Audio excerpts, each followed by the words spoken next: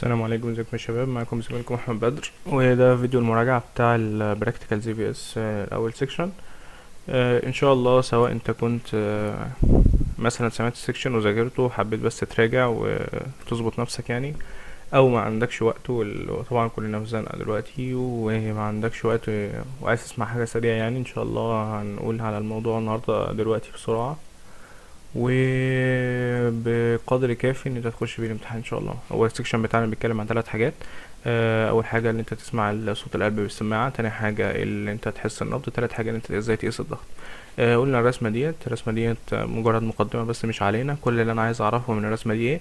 عايزك تلاحظ الخطوط الزرقاء دي. الخطوط الزرقاء ديت اللي هي الفلفات. ده كده الفنتريكل، ده كده الاتريوم، ده كده الفالفات اللي موجوده بينهم، ده كده البلمونري، ده الاورطه، ده الفالفات اللي موجوده ايه بينهم. تمام. عايزك تلاحظ بس ان ساعة السيستول الدم بيطلع من القلب، فالفالفين اللي ما بين الاتريوم والفنتكل دول بيقفلوا، دول بيعملوا حاجه اسمها الفيرست هارت ساوند. في الدايستول لما القلب هو اللي بيستقبل الدم، لازم الفالفات بتاعه الاورطه والبلمونر هما اللي يقفلوا، فده بيعمل لي حاجه اسمها السكند هارت ساوند. تمام. قالك الكاردياك اسكالتيشن ده ان انت ازاي تسمع صوت القلب. قالك القلب بيعمل كذا صوت، ولكن الصوت اللي هو الفيرست هارت ساوند والسكند هارت ساوند ده اللي احنا بنسمعه. عملناهم في جدول مقارنه بسيط جدا. لسه قايلين على الكوز بتاعنا، لسه قايلين عليه، اللي هو الفيرست هارت ساوند بيحصل لما في لحظه القفل بتاع الاتريو فنتريكل اللي هو ما بين الاتريوم والفنتريكل. السكند هارت ساوند ده لحظه قفل الاورطه والبلمونري. ريليشن تو كاردياك سايكل، دي يعني المرحله اللي هو بيحصل فيها القفله ديت او الصوت ده. قال لك الفيرست هارت ساوند ده بيحصل لحظه الكونتراكشن، عشان اما قلت لك بيحصل كونتراكشن الفالفات دي هي اللي بتقفل. انما ديت لحظه الريلاكسيشن، لما بيحصل ريلاكسيشن الفالفات بتاع الاورتيك والبلمونري اللي هما اللي بيقفلوا. تمام. البيتش قلنا ده لين وده حاد. اللين يعني لو بيتش، يعني لو بيتش ده هاي بيتش، ده 60 هرتز، ده 100 هرتز. ده بتسمعه ازاي؟ بتسمعه لب ده ضب، لب ضب. الديوريشن قلنا ده لين يعني بياخد وقت اطول، ده يبقى ده لونجر ده شورتر. الديوريشن بتاع ده 16 من 100 ثانية. ده الديوريشن بتاع السكند هارت ساوند ده 1 من 10 ثانية. انت بتسمع منين؟ قلنا الفيرست هارت ساوند ده اللي بيسببه ايه؟ اللي بيسببه الميترال اريا او الترايكاسبت، اللي هما الاتنين فالفات ما بين الاتريوم والفنتركل. فانت بتحط سماعتك فين؟ بتحط على المكان ده او ده عشان تقدر تسمع. انما السكند هارت ساوند ده اللي بيسببه الاورتيك والبلمونري، يبقى انت بتحط السماعه على ده او ده عشان تقدر تسمع. تمام. اتكلمنا بعد كده عن الاهميه الموضوع ده ايه. انت بتسمع صوت القلب، انت كده كده متعود على صوت القلب الطبيعي، المفروض مع الخبره ان شاء الله هتتعودوا عليها. ولما تسمع حاجه غريبه اللي هي المرمر، اي صوت غريب في القلب، المرمر ده بتindicate ان في مشكله، فانت بتبدا تتدخل. بتستخدم ايه؟ بتستخدم السماعه. السماعه دي قالك دي ايربيس، دي الاير تيوب. كل اللي انا عايزك تعرفه ان دي ايربيس بتدخل في الودن، ودي الهيد بتاعت السماعه. فيها حاجتين مهمين جدا، فيها البيل اللي هو الظهر السماعه ده، وفيها الدايفرام اللي هو الوش اللي كلنا اي دكتور مثلا كان بيكشف علينا بالدايفرام ده. فاحنا عايزين نعرف ان ده بيل وده دايفرام لان هنستخدمهم دلوقتي. تمام. البروسيدور، الحاجات اللي انت محتاجها ان انت تكون في مكان هادي لان انت هتسمع نبض القلب. تاني حاجه الايربيس ديت اللي هي دي تدخل في ودنك بشكل كويس بالطريقه المظبوطه عشان تقدر تسمع نبض القلب، لانه مش عالي جدا طبعا، فانت محتاج تظبطها. تالت حاجه ان انت تختار الاريا اللي انت عايز تسمع من عليها. اول حاجه احنا هنتكلم على الفيرست هارت ساوند. الفيرست هارت ساوند ده اللي هو بيسببه المترال والتراكاز، بتقولنا عليه لو باتشد. فلو باتشد انت بتسمعه بالدايره الصغيره. تمام. هتسمع ايه في الفيرست هارت ساوند؟ قلنا اللي بيسببه المترال والترايكاسبيد، يبقى تسمع عند المترال اريا والترايكاسبيد اريا. المترال اريا ده اللي هو عند الهارت، ايه الايبكس اوف ذا هارت. الايبكس اوف ذا هارت موجود، ده الحته دي مهمه جدا، عند الفيفث سبيس، فيفث انتركوستال سبيس، في تقاطع مع الخط بتاع الميد كلافيكولار لاين. في التقاطع ده الايبكس اصلا بتاعت الهارت، مهمه جدا في الام سي كيو عندكم. وهو هنا المترال اريا اللي انت بتسمع من عندها المترال. تاني حاجه الترايكاسبيد عند اللور بارت بتاع الاسترنوم.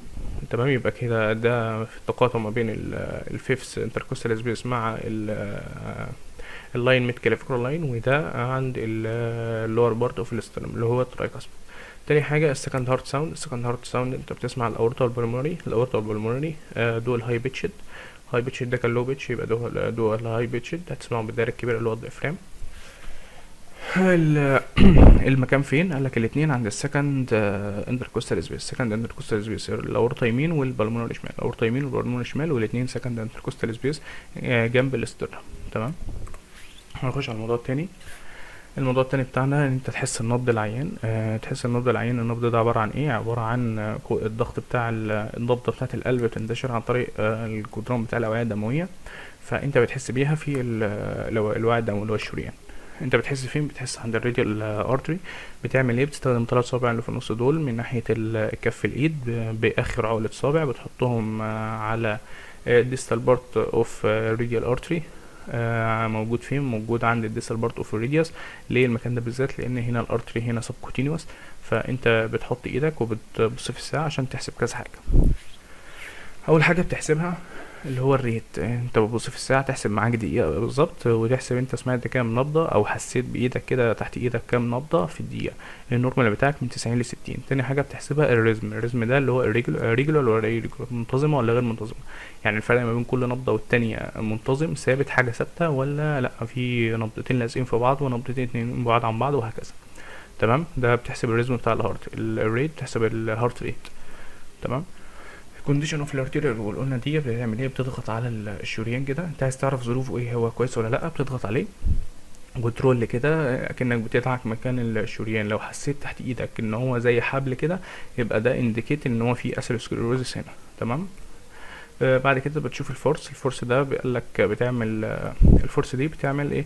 بتعمل هنا ضغطة بصبعك اللي هو البروكسيمال. احنا البروكسيمال ده وده الميدل وده الديستال. انت بتعمل ضغطة بالبروكسيمال فيمنع ان الدم يوصل للميدل، فلما يمنع ان الدم يوصل للميدل انت كده القوة بتاعتك ساوت قوة نبضة القلب اللي هي بتحرك الدم اصلا ناحيتك.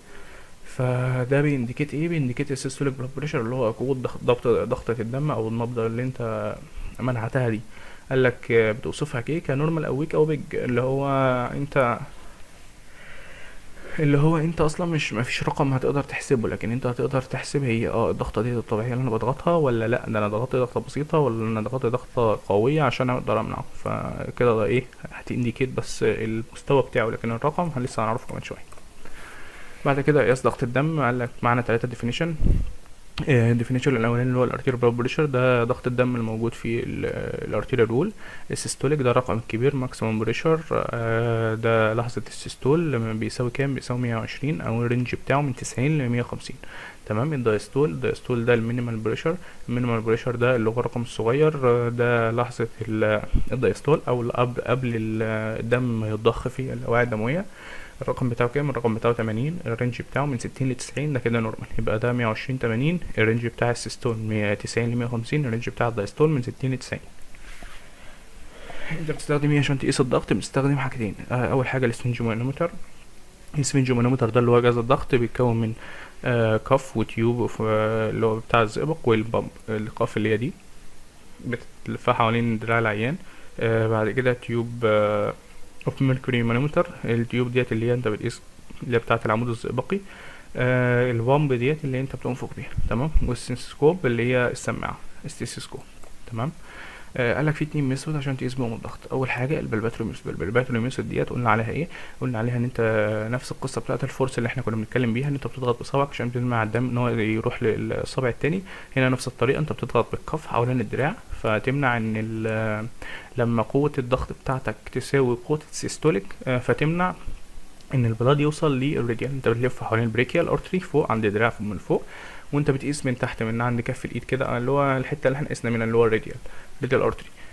فانت لما القوه بتاعتك بتاعه بتاع جهاز الضغط يساوي قوه السيستول، فانت كده بتمنع النبض في اللحظه اللي تمنع فيها النبض ده السيستوليك بلاد بريشر. فاحنا كنا في المره اللي فاتت قلنا هيبقى قوي ولا ضعيف ولا كده، بس مش هنعرف الرقم دلوقتي. قدرنا نعرف الرقم لان معايا جهاز الضغط بيقيس لي قوه الضغط اللي انا بعملها ايه. تمام. طيب الستبس قدامنا الدكتور قال لك اهم حاجه ان انت تكون لافق في الكوف بتاعك فوق الانتيكيوبيتال فوس 3 سم. عندك التيوبز دي ناحيه الميديال. عندك الجهاز في نفس مستوى الهارت. تمام. انت بترفع زي ما احنا قلنا وانت بتقيس النبض هنا بالظبط. فبتفضل تضغط لحد ما النبض هنا يختفي. في الرقم اللي هو النبض اختفى فيه وانت ضغط فيه بتشوف الرقم هنا كام، ده السيستوليك بلاد بريشر. تمام. بعد كده الاسكالتاتوري ميثود ده الطريقه الشائعه اللي احنا بنستخدمها، بتقيس بها السيستوليك والدايستوليك. السيستوليك هو الرقم الكبير والدايستوليك هو الرقم الصغير. طيب ايه الفكره بتاعتها؟ الفكره ان الدم اللي ماشي في البريكيال ارتري هو ماشي لامينر، ماشي يعني ايه، انت ما تسمعلوش صوت. لو حطيت السماعه على ايدك كده مكان ما انت بتقيس الضغط مش هتسمع صوت الدم هو ماشي. لكن لما تضغط عليه انت كده بتعمل فازو كونستريكشن، فانت بتخنق البلاد فيزل كده. فانت بالطبيعي انت بتحط السماعه في الوقت ده اللي هو البلاد فيزل مخنوق بيعدي فيه الدم، انت بتسمع ساعتها النبضه بتاعتك. الصوت اللي انت بتسمعه اسمه ايه؟ اسمه كوروتكوف ساوند. احفظ الاسم ده لان ممكن يجي MCQ. كوروتكوف ساوند ده الصوت اللي انت بتسمعه. تمام. بتعمل ايه؟ طبعا لازم تكون في مكان هادي عشان تقدر تسمع. بتلف البتاع الكف حوالين دراع العيان برضو فوق 3 سنتي، والتيوب ناحية جسم العيان، وبس انت المرة دي لابس السماعة في ودنك، ونفس المستوى القلب اللي هو الزئبق نفس مستوى القلب. وبتبدأ تضغط وتشوف. انت المفروض ان انت لسه قايس من شوية البلباتوري انت عرفت منه السيستوليك. بعد كده بتبدا تعلى فوق السيستوليك 30 ملم زئبق، وبعدين تبدا تنزل.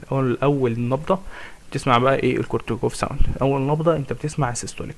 الكورتيكوف ساوند ده اللي هو الصوت اللي انت بتسمعه ساعه نبض القلب.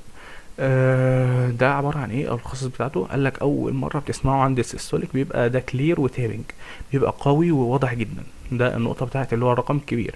بعد كده الساوند ده بيبدأ يهدى وبيبقى مرمش دي يعني صوت زي صوت خريرة المية كده. بيبدأ يهدى، يبدأ يبقى مستمر كده. وبعد كده بعد كده الصوت ده طول ما انت نازل بالعمود الزئبق بتاعك بيبقى الصوت بيبدأ يظهر تاني، والشدة بتاعته بتزيد. وبعدين لما بتقرب بقى من الدايستول الشدة بتقل مرة واحدة كده، ويبدأ الصوت يختفي واحدة واحدة. انت بقى بتقيس ايه؟ بتقيس الرقم الكبير اللي انت اول ما سمعت عنده، والرقم اللي خلاص اول ما الصوت يختفي في اللحظه اللي اختفى فيها، ده الرقم الصغير اللي هو في الطبيعي 120/80. وبعد كده الصوت بيختفي. تمام. عندنا بس ملاحظه اخيره، قال لك ان انت لازم تعمل السكالتاتري ميثود دي. هي مهمه جدا، وهي اصلا اللي احنا بنستخدمها، وهي الصح، وان انت بتعرف منها السيستول والدايستول. ولكن مهم جدا ان انت تعمل البلباتوري قبلها. ليه؟ لان انت محتاج تعرف اول قبل ما تعمل انت محتاج تعرف من البلباتوري السيستوليك فين، الرقم اللي انت هتبدا منه. لان في حاجه اسمها اوسكالتاتوري جاب. اوسكالتاتوري جاب ديت مش علينا فيها تفاصيل، لكن ان احنا عايزين نعرفه ان في المرحله اللي هو الصوت بيهدى فيها بعد ما تسمع السيستول، انت ممكن تميز دايجنوز وتحس ان الصوت اختفى. فانت كده لو انت لسه بتطلع والصوت مختفي في المرحله ديت، انت كده هتحس ان انت لسه ما جبتش السيستول، مع ان انت اصلا في مرحله المرمرش. تمام. وفي برضو بعض الامراض بتسبب ان الصوت ده اصلا يكون مختفي. فعشان كده منعا للميس دايجنوز ان انت بتكون داخل عارف السيستوليك فين، نقطه البدايه بتاعتك فين، وتعلى فوقها 30 ملم الزئبق، وبعدين تبدا تنزل لحد ايه؟ الدايستول. شكرا جدا لكم، وده كان فيديو مراجعه سريع، واتمنى يفيدكم ان شاء الله، وموفقين ان شاء الله في الامتحان، وربنا معكم. السلام عليكم.